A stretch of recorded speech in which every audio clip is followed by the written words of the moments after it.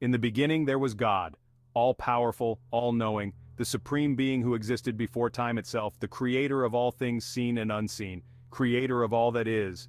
From the vast galaxies to the smallest atom, everything came into existence by his will.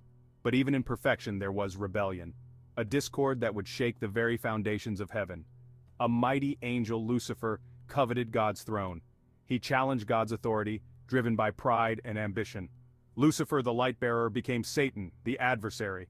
His transformation marked the beginning of a cosmic conflict. A great war erupted in the heavens. Angels fought angels. Swords clashed. Light battled darkness. The celestial realm was engulfed in chaos. The archangel Michael, leading God's armies, fought with unmatched fury. His resolve was unbreakable, his strength unparalleled. He met Satan in single combat, their swords blazing. Good battled evil in a duel that would determine the fate of all creation. It was a battle for the ages. The heavens trembled as the forces of light and darkness clashed. The fate of heaven and earth hung in the balance. The outcome of this divine struggle would shape the destiny of the universe. Cast down to earth, Satan, filled with rage and bitterness, vowed revenge against the Creator who had cast him out of heaven. He saw God's newest creation, man, made in God's image, living in the blissful and perfect Garden of Eden. Satan, in the guise of a cunning serpent, approached Eve as she wandered through the lush garden. He tempted her with the forbidden fruit from the tree of knowledge, which God had explicitly commanded them not to eat. He promised her knowledge and power, whispering deceitful words that stirred her curiosity and desire. Eve, seduced by his persuasive words and the allure of the fruit, succumbed to temptation and took a bite. She then convinced Adam to join her, and together they disobeyed God's command, eating the fruit that was forbidden. The consequences of their actions were swift and severe, as they felt the weight of their disobedience. Their disobedience shattered the perfect world God had made, and they were expelled from the Garden of Eden, losing their paradise forever. God's love was absolute, but his justice was firm. He banished Adam and Eve from the Garden of Eden. Pain and suffering entered the world. Death became a reality.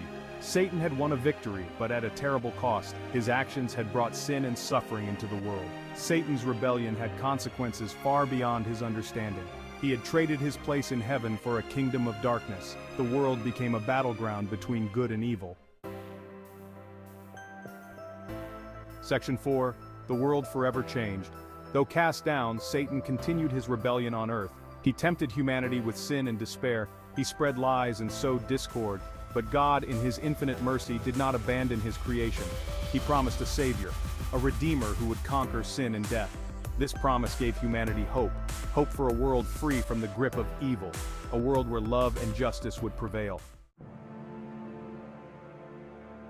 Section 5. Good and evil. Throughout history, the struggle between these two forces has shaped our world. And so, the battle continues. Good against evil. Light against darkness. This eternal conflict is not just a grand spectacle, but a personal journey for each of us. Every day, we make choices. These choices define who we are and what we stand for. Do we follow the path of righteousness, guided by compassion and integrity, or do we succumb to temptation? The choice is ours. But we must remember, the allure of the easy path is often a trap. Even in the darkest of times, God's love endures.